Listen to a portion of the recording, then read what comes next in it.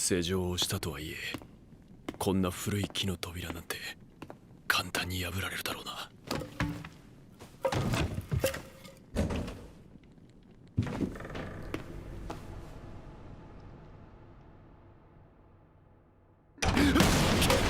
Go and tell me what game this is.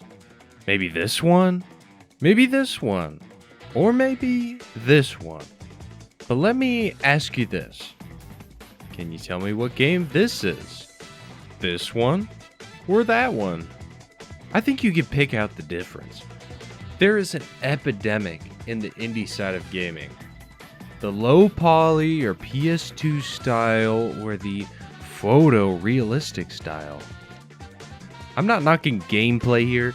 I like Unturned, I like Schedule 1, but you can't deny that it's almost like a stock sound effect of the graphics world.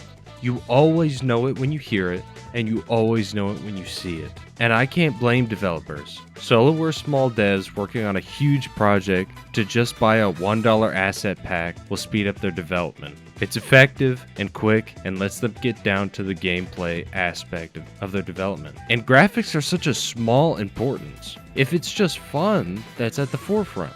Games were supposed to and always be fun until normies ruined it. But art style plays a world of difference. You can have bad graphics with a vibe and effort put into them, but there's games like Mouthwashing. Okay, we are cooked. Phase Zero, RE1, 2, and 3, Ultra Kill, and Schedule 1 that knock it out of the park. Stay out of my territory. And those aren't huge teams. Granted, RE isn't. But there's a subset of games that opt for the quick path to stylized, in quotations. It was cool the first time, maybe the sixth time, but seems constantly assaulted with asset flip junk. Unreal Engine has been a total nightmare for the industry. I would systematically eliminate 100 mediocre low-poly Unreal Asset PS2 style games for a single fun game with trash graphics. But sadly, games don't opt for soul anymore. A great video by Lord Frogmire puts this pretty well. I'll link it in the description. Games used to be unique. Games used to use their own engines entirely devoted to the production of that very game. Everything felt different and specific for their own needs. But now we have giant corporations that sell out the assets to like some Indian labor groups to pump out the most basic soulless garbage graphics in the world. I think Expedition 33 is pretty good, maybe even fun at points. But every other high-end graphics game that looks identical to it is just around the corner. Even what is considered the photoreal looks identical. It doesn't matter if it's AAA or indie games. There's almost no escape, but you can feel in an instant in a trailer where a game has a person's soul style. I have never been more sure of anything in my life. Will you join with me, Shepard? Let our bodies and minds unite. When you look at a painting, it is the person's single view and emotions on a landscape or whatever they painted, and you know it's them. I mean, like a Van Gogh style. You know exactly what a Van Gogh painting looks like. But when you have corporations with 1 million people in it, it becomes a homogeneous, gross mess. But it won't change because normies and casuals don't care about games in reality.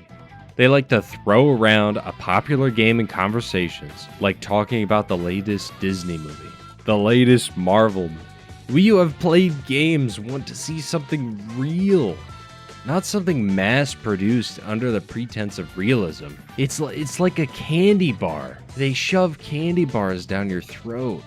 And it's the same candy bar. It isn't even like Reese's or a Hershey's bar. It's the same candy bar, different wrapping.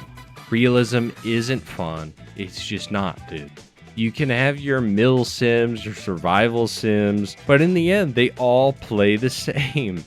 I mean, how many times are you gonna progress from rock to iron, wood to stone, that's backwards, I don't care. Games are meant to be games, not movies, not TV shows.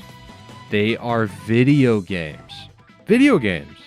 Fun is the entire point.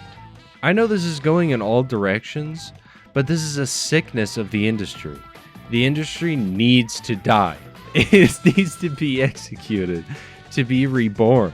Think of the last time you played something that was truly unique. A one-of-a-kind experience. Style is a huge aspect.